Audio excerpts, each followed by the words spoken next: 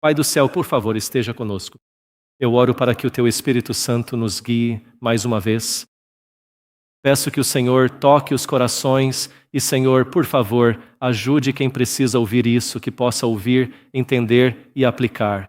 Por isso pedimos em nome de Jesus. Amém. Certo, então, esta é a quarta sessão e vamos olhar para as armas de guerra que Deus nos deu para podermos lutar essa batalha. Mais uma vez, este é o meu e-mail. Vou rapidamente mostrar alguns slides sobre os centros de influência que temos e então seguiremos em frente. Então, é aqui que fica o nosso restaurante. Esta é a nossa igreja em implantação. E na parte de baixo, abaixo daquela placa Saver, no térreo, fica o nosso restaurante. Um andar acima disso, onde está a placa, ali fica a nossa igreja em implantação e o espaço de eventos onde a igreja se reúne e realizamos muitas palestras sobre saúde. E acima disso fica o Master Artists. No último andar, do lado direito, fica o Savor Wellness. Isso é na Malásia, em Kuala Lumpur. Então, este é o restaurante. Também temos um Summit de Saúde todo ano. E temos convidado a Bárbara O'Neill, então você pode ver a Bárbara ali mais ou menos no meio. Bem, provavelmente você não consegue ver muito bem, mas nesses últimos 2 anos tivemos mais de 1.300 pessoas participando. Toda vez que realizamos o evento, cerca de 1.300 pessoas participaram. E metade desse público você talvez não consiga ver, mas se olhar de perto, metade desse público é muçulmano. Então, esse é o evangelismo mais bem-sucedido que já realizamos na Malásia. E se convidássemos Mark Finlay, Doug Batchelor ou qualquer outra pessoa, ficaríamos felizes em conseguir de 50 a 100 pessoas. Então, tem sido incrível como a Bárbara conseguiu reunir pessoas de todas as religiões. E claro, em suas palestras ela cita a Bíblia. Ela cita o livro O Ministério da Cura. E ao final de cada sessão, recebemos muçulmanos vindo até a mesa e dizendo: eu quero o Ministério da Cura.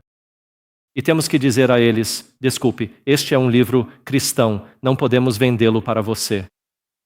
Essa é a resposta legal que precisamos dar, porque na Malásia é ilegal para nós alcançarmos os muçulmanos. Mas os muçulmanos respondem: não me importo. Bárbara O'Neill citou o Ministério da Cura. Me deu o livro O Ministério da Cura.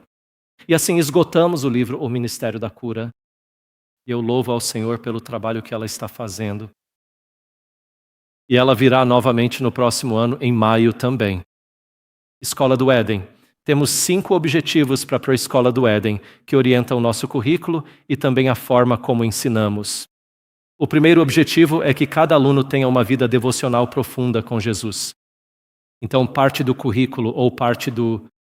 O dia escolar, na verdade, inclui os alunos revisando seus diários devocionais com os professores e os professores os orientando e ajudando para que possam aprofundar ainda mais sua devoção. Portanto, a primeira coisa é: onde quer que estejam no mundo, nossos formandos devem ter uma vida devocional profunda com Jesus. Em segundo lugar, eles devem ser capazes de ensinar como estudar a Bíblia profundamente, como analisar a Bíblia, como fazer observação e interpretação, aplicação. O terceiro objetivo é que eles sejam capazes de pregar.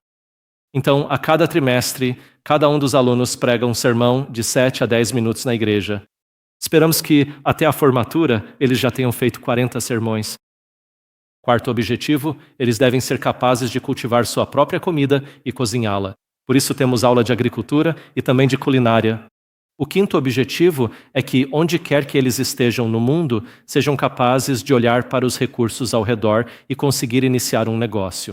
Assim, todo ano nossos alunos precisam iniciar um novo negócio e ao longo de 10 anos espera-se que tenham começado pelo menos cerca de 5 negócios ou tentado iniciar 5 negócios.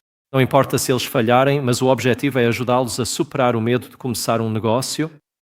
Musicverse, já temos mais de 60 mil downloads agora em 207 países e mais de 120 artistas. Master Arts são as aulas de música e arte para crianças, e Savor Wellness é nosso empreendimento mais recente, que é um centro de tratamento acima do restaurante. E Elite é a escola de idiomas bem no centro da cidade que nós fundamos. E como eu disse, tenho meus livros aqui, então se você quiser pegar uma cópia depois, acho que... Você está com ele, Donald? Ah, está no saguão. Sim, o Donald sabe onde eles estão. Certo, então vamos dar uma olhada nas armas de guerra. Quais são as armas que Deus nos deu? Há 8 que eu quero abordar. O nome de Jesus, a armadura de Deus, a espada do Espírito, o sangue de Jesus, a oração, o testemunho pessoal, o louvor e o canto. Então, o nome de Jesus. Há muitos textos bíblicos sobre o nome de Jesus, é claro. O meu favorito é Filipenses 2, versículos 9 a 11. Diz assim: Por isso também Deus o exaltou soberanamente e lhe deu um nome que é sobre todo nome, para que ao nome de Jesus se dobre todo o joelho dos que estão nos céus, das coisas na terra e das coisas debaixo da terra, e que toda língua confesse que Jesus Cristo é o Senhor, para a glória de Deus. Certo? Então, ao nome de Jesus, até mesmo os demônios têm que obedecer. E aqui estão algumas citações do Espírito de Profecia sobre isso. Testemunhos, volume 4, página 357. O nome de Jesus tem poder para afastar as tentações de Satanás e levantar para nós um estandarte contra ele. Então, quando estamos sendo tentados, digamos que você tenha um vício em pornografia, se você estiver sendo tentado a assistir pornografia, você pode repreender esse pensamento. Você pode repreender esse demônio, essa tentação, e eles terão que fugir ao nome de Jesus. Então vamos ver como fazemos isso, como repreendemos os demônios. Bem, precisamos aprender a repreender os demônios em nome de Jesus. Em Marcos 1:25, diz que Jesus repreendeu os espíritos malignos no homem de Gadara, dizendo: Sai deste homem, espírito imundo. Depois em Marcos 16:17, Jesus disse: Em meu nome expulsarão demônios. E então, em Atos 16:18, Paulo realmente faz isso e nos dá um exemplo. Ele diz: Eu te ordeno, em nome de Jesus Cristo, que saias dela. Então, se juntarmos esses textos, Jesus nos deu autoridade para dizer: Espíritos malignos, eu vos repreendo em nome de Jesus, ou espíritos malignos, saiam em nome de Jesus. Então, como isso se parece na prática? Gostaria de compartilhar um princípio com vocês. Chamamos isso de princípio 1:2, mas basicamente ele vem de Tiago 4, versículo 7. Sujeitai-vos, portanto, a Deus, resisti ao diabo e ele fugirá de vós. Então nós dividimos isso em duas partes. Submeter-se, portanto, a Deus é realmente ir até Deus em oração e pedir ajuda. E então resistir ao diabo é realmente repreender Satanás em nome de Jesus. Então vamos ver como faríamos isso. Princípio número 1, digamos que você sinta aquela compulsão de realmente se cortar e esteja lutando contra isso, é assim que você deveria orar. Deus, por favor, envie anjos que se destacam em força para me ajudar agora, porque sinto vontade de me cortar. Então pedimos ajuda a Deus, certo? Portanto, fazemos uma oração a Deus pedindo ajuda. E então, sabendo e confiando que Deus vai nos ajudar, seguimos para o próximo princípio, que é resistir ao diabo. E é assim que diríamos isso. Espíritos malignos que estão me fazendo querer me cortar, eu resisto a vocês e os repreendo em nome de Jesus e ordeno que saiam agora. Agora, poderíamos fazer isso com qualquer uma das nossas tentações, porque, na verdade, de onde vem a tentação? De onde é isso? Desejos ou essa compulsão, de onde vem? Os demônios estão influenciando isso, certo? E assim podemos repreender qualquer tipo de sentimento que esteja se acumulando e nos fazendo querer, querer cair em pecado. Seja lá o que for, você pode repreender isso em nome de Jesus. Podemos orar e pedir ajuda a Deus, e então podemos repreender o demônio por trás daquela tentação. E é assim que usamos o princípio do 1:2, certo? Próximo.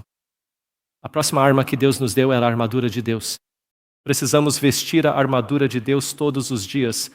Para que serve a armadura? É a nossa proteção.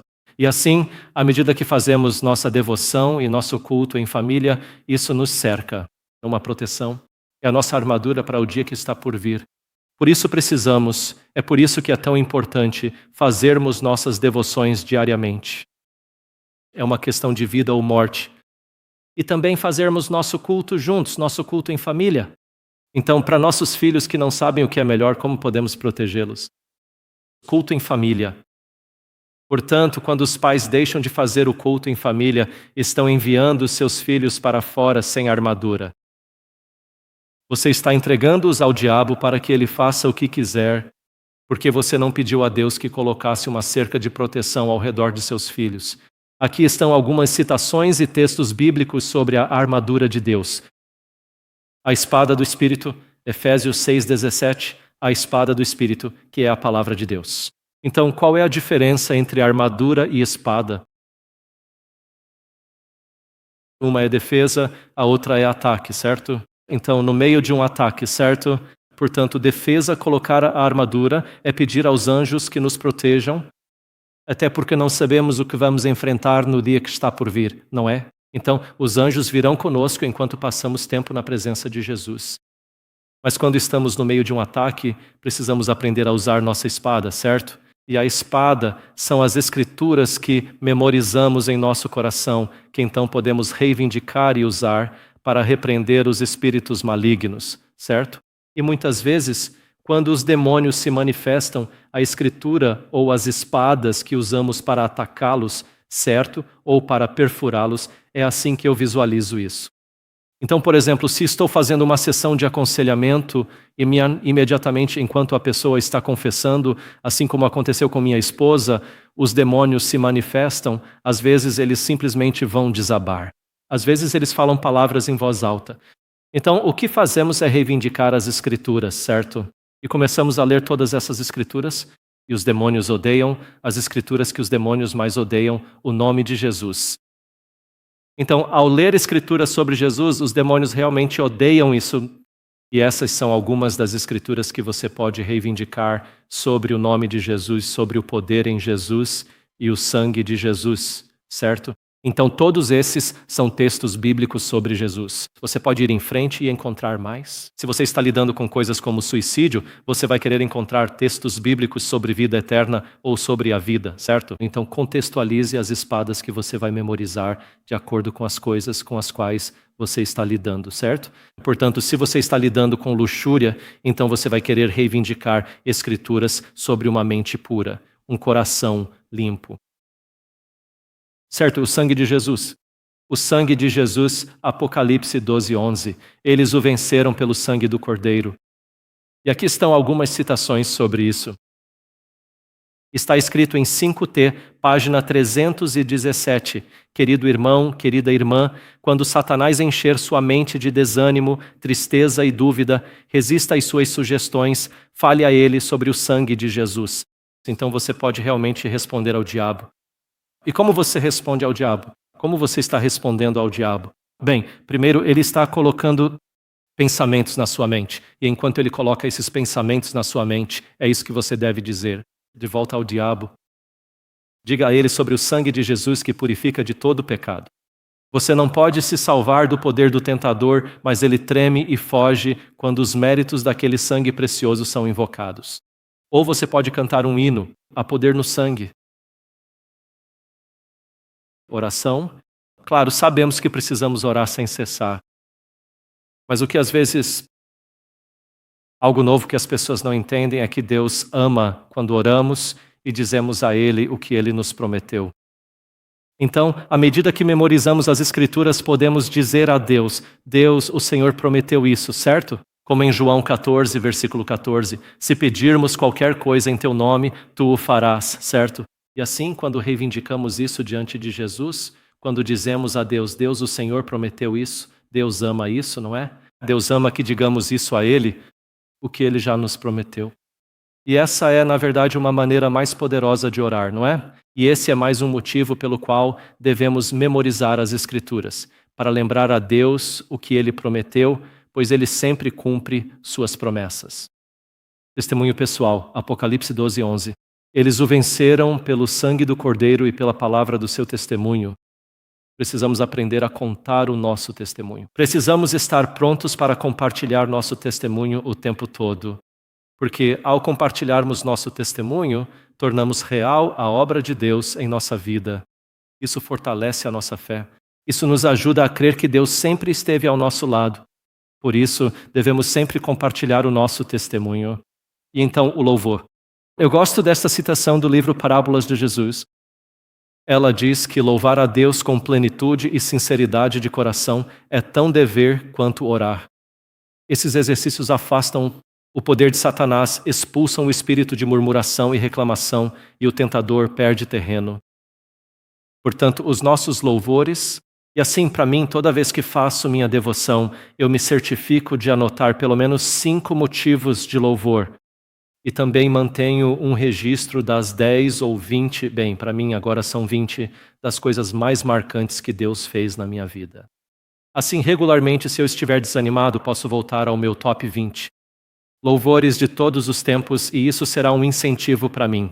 Então, eu recomendo que você escreva pelo menos os seus 10 principais motivos de louvor de todos os tempos, para que você sempre possa voltar a eles.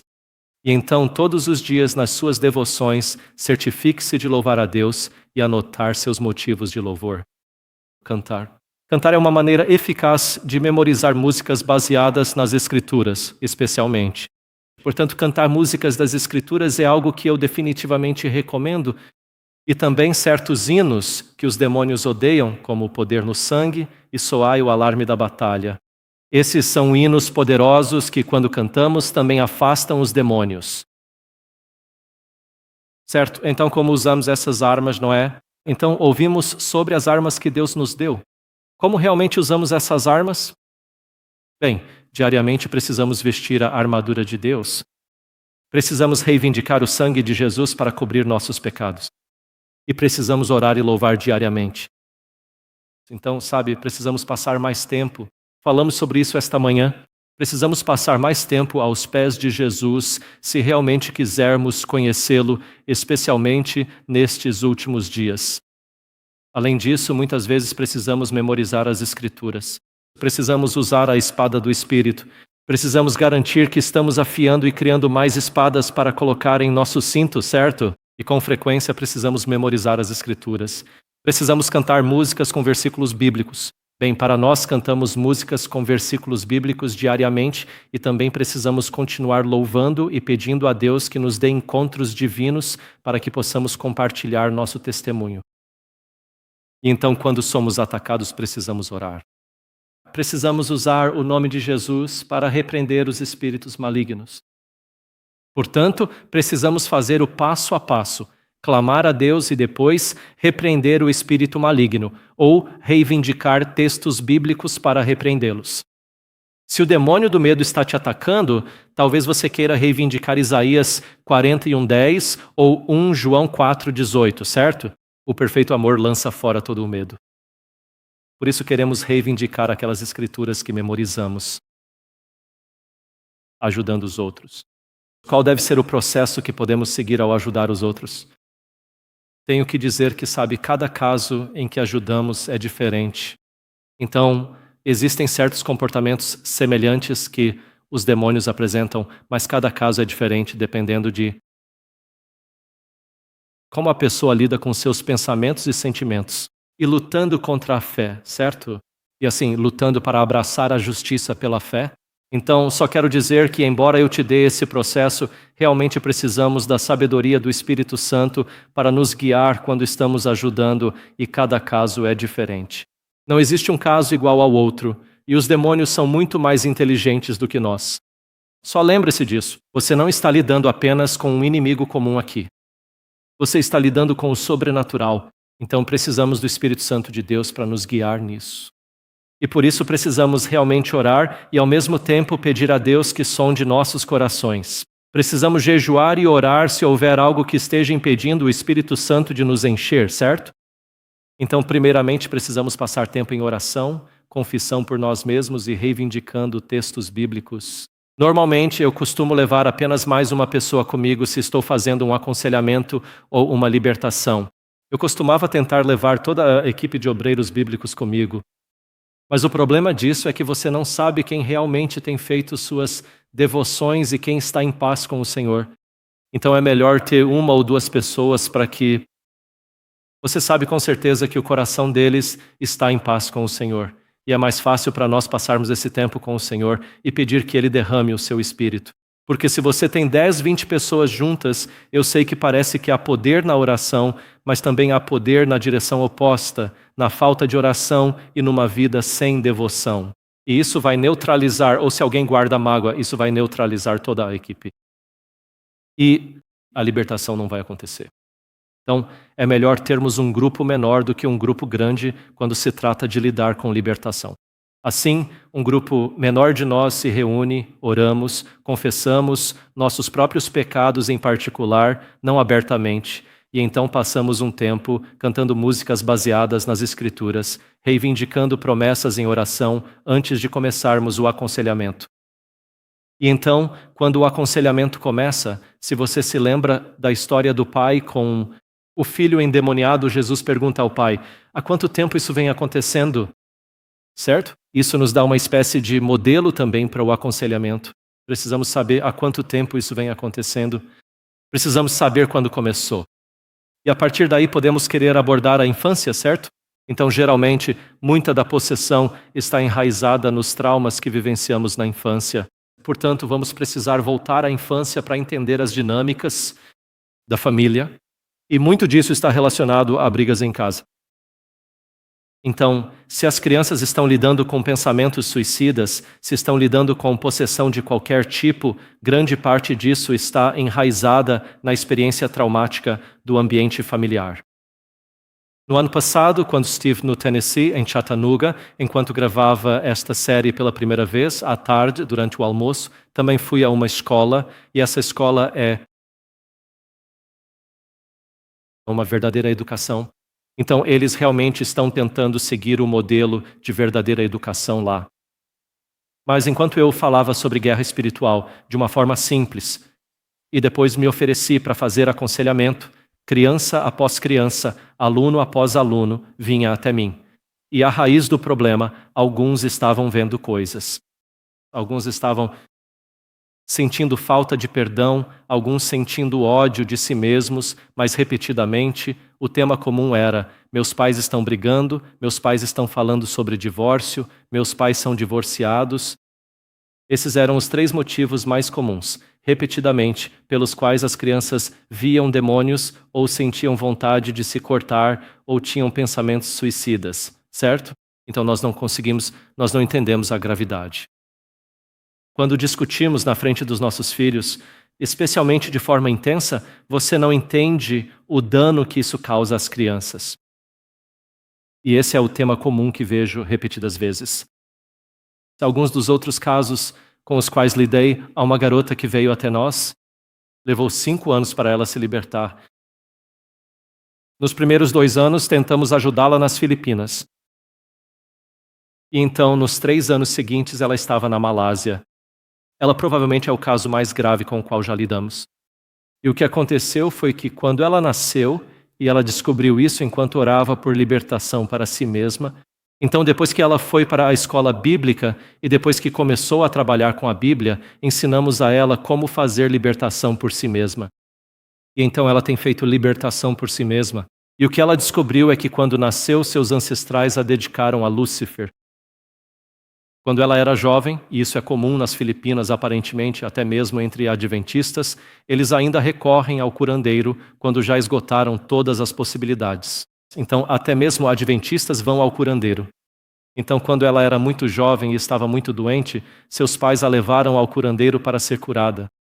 Depois, em terceiro lugar, o pai dela era viciado em pornografia e quando assistia a pornografia, abusava dela. E assim, ela cresceu com amigos demoníacos desde os 3 ou 4 anos de idade. Quando chegou ao ensino médio, ela tentou cometer suicídio pela primeira vez. E então, quando entrou na Universidade Adventista, tentou cometer suicídio pela segunda vez. Quando pediram para ela sair de casa, tentou cometer suicídio pela terceira vez. Quando a conheci, foi online. Foi durante a pandemia. Estávamos fazendo uma conferência de jovens online e ela entrou na sala de oração, começamos a conversar e então ela me enviou um e-mail dizendo: não sei por que estou te contando isso, mas sou bipolar, por favor, ore por mim. Foi assim que começaram nossas sessões de aconselhamento. E na primeira vez que fiz libertação com ela, eu realmente não sabia o que estava fazendo. E aquela libertação durou cerca de 16 horas seguidas. Nós não fazemos mais isso. Desde então, aprendemos que, ao fazer uma libertação, é preciso ter disciplina, estabelecer um limite de tempo e não deixar que os demônios te arrastem a noite e o dia inteiro, porque eles vão tentar fazer isso. E assim, quando a pessoa ainda não está pronta para a libertação, a sessão pode durar muitas e muitas horas e os demônios vão continuar brincando com você. Mas de qualquer forma, fiquei 16 horas e aquilo realmente não levou a lugar nenhum. Porque de alguma forma ainda havia muitos, eu diria, objetos amaldiçoados na casa dela. E quando ela estava possuída, escrevia inscrições na parte de trás do armário, na lateral da cama, nas paredes, e havia tipos de inscrições demoníacas por toda parte. E por isso ela não conseguia ser liberta. Então, finalmente pedimos para ela vir para a Malásia, para a escola bíblica. E na primeira vez que ela passou pela escola bíblica, ela ficou possuída o tempo todo. Toda vez que ela vinha para a aula, ela estava possuída. E sabe, ela realmente não aproveitou muito disso. E ela também ficava possuída de manhã. Todas as manhãs, antes do início do louvor, ela era possuída. No início, obreiros tentavam orar por ela e pedir libertação. Com o tempo, vimos que ela não queria ser liberta e demônios só brincavam conosco. Então, paramos.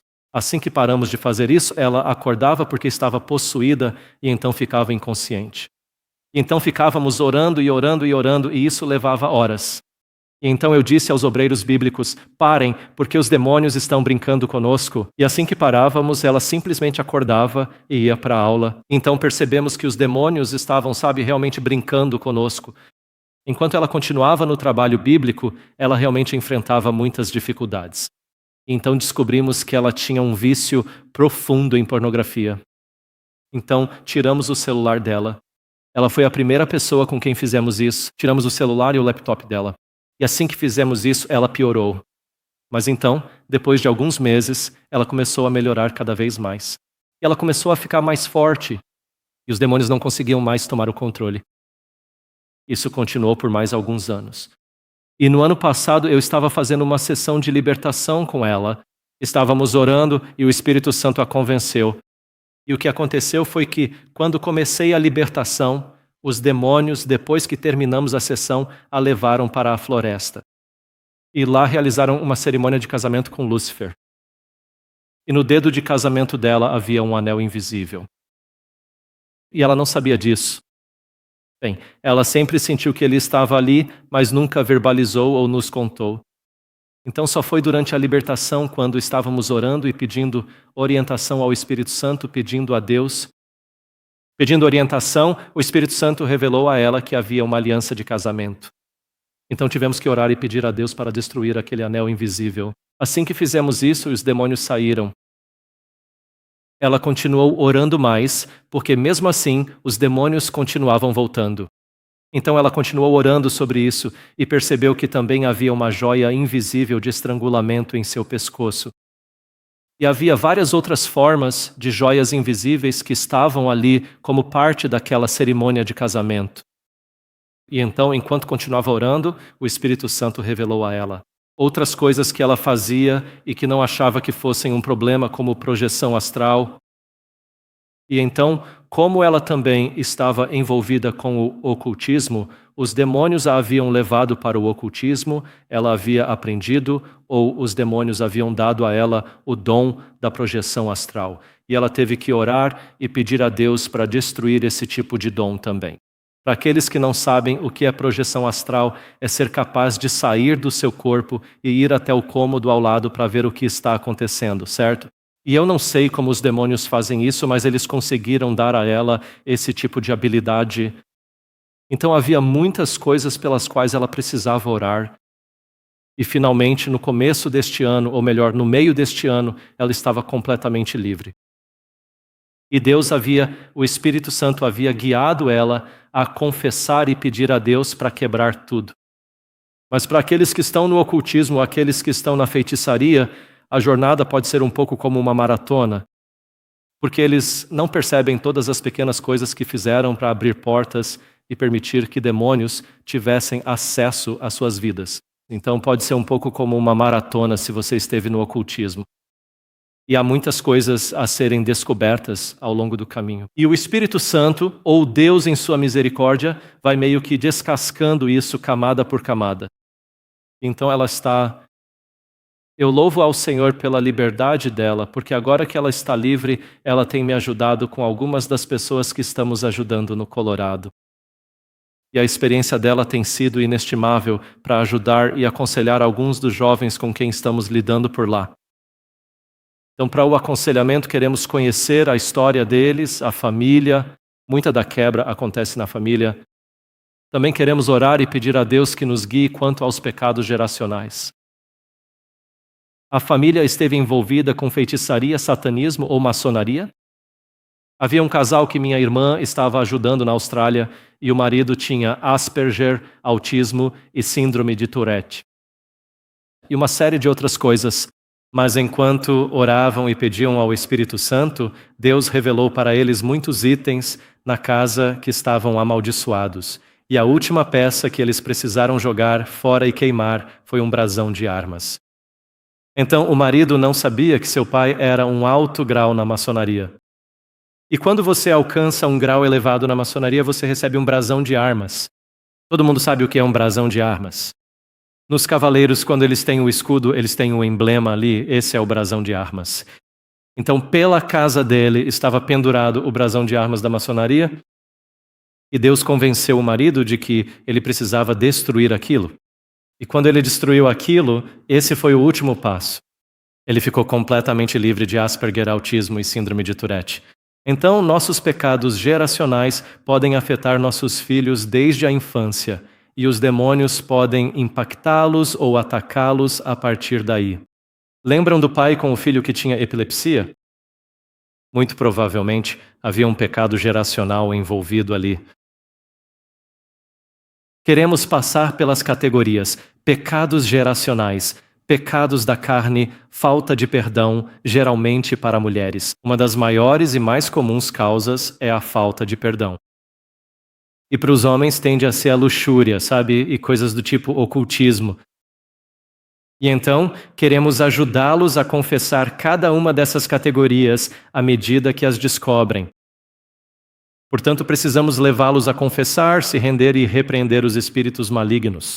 Então, o que eu faço é pedir para que confessem. E à medida que confessam, eu ordeno que os espíritos malignos que entraram por causa daquela porta aberta saiam em nome de Jesus. E, eventualmente, queremos ensiná-los a fazer isso por si mesmos também, para que não fiquem dependentes de nós, para ajudá-los na jornada de libertação. Às vezes, os demônios vão se manifestar e quando isso acontece, precisamos orar, pedir a Deus e repreender os espíritos malignos, se eles não estiverem saindo. Então, às vezes, enquanto estou aconselhando no meio do processo, observo muito atentamente as expressões faciais deles. Às vezes, eles começam a segurar a cabeça como se estivessem com uma dor de cabeça muito forte. Às vezes eles se inclinam porque não conseguem me ouvir, pois os demônios estão tapando seus ouvidos. Às vezes eles seguram o peito porque estão ansiosos e sentem dor no peito. Nesses casos eu paro e digo: deixe-me orar por você. Repreendo o espírito maligno que perturba a pessoa. Às vezes eles tomam o controle. Na hora de confessar, para impedir a confissão, eles assumem o controle e elas desmaiam, certo? E então, o que precisamos fazer? Precisamos usar a espada do Espírito. Precisamos ler textos bíblicos e usamos isso para atacá-los. E quando eu já li textos bíblicos suficientes e eles sentem dor suficiente, eles soltam. Às vezes isso não acontece, porque a pessoa está permitindo voluntariamente que o demônio assuma o controle. Especialmente aqueles que, como essa garota que veio até nós, e o caso mais grave de 5 anos de libertação com o qual estávamos ajudando, ela estava acostumada a deixar os demônios assumirem o controle. Ela estava acostumada a simplesmente submeter sua vontade aos demônios, e por isso ela sentia que não conseguia lutar de volta.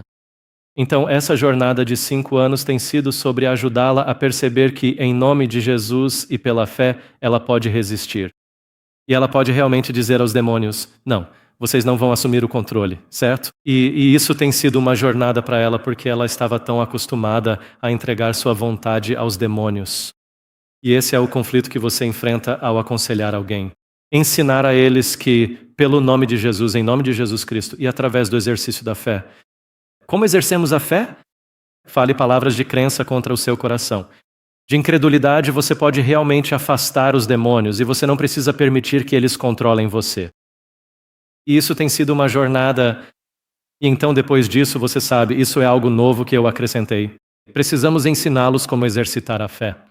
Você precisa entender. Para aqueles que estão possuídos, muitos deles perderam o entendimento de como exercer a vontade, de que eles podem escolher em Jesus Cristo resistir.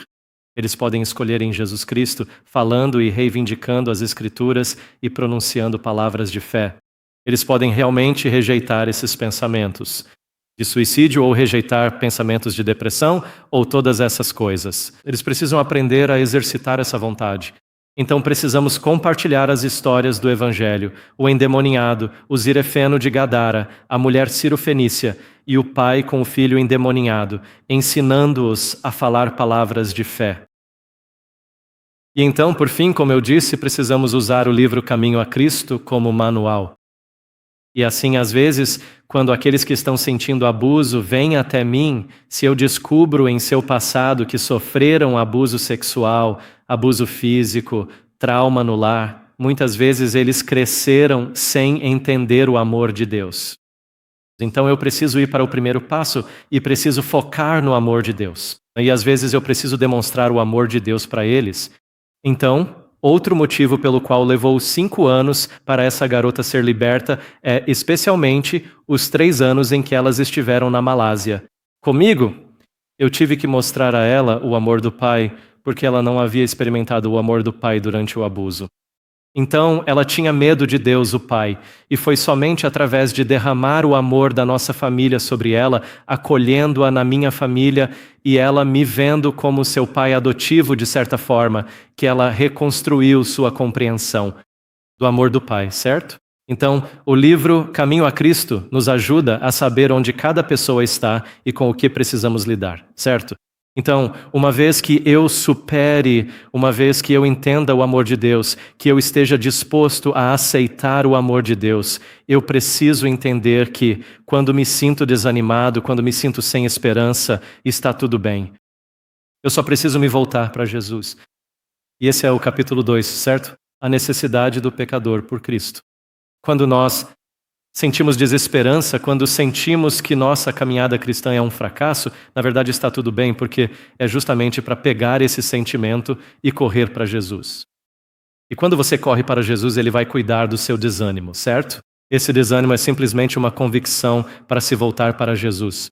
Então precisamos aprender a abraçar esse sentimento de desesperança, mas está tudo bem, não é falta de esperança.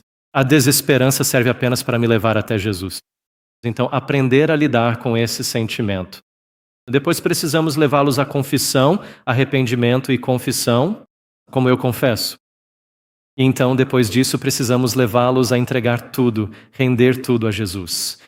Como eu me rendo? Como eu escolho render tudo a Jesus?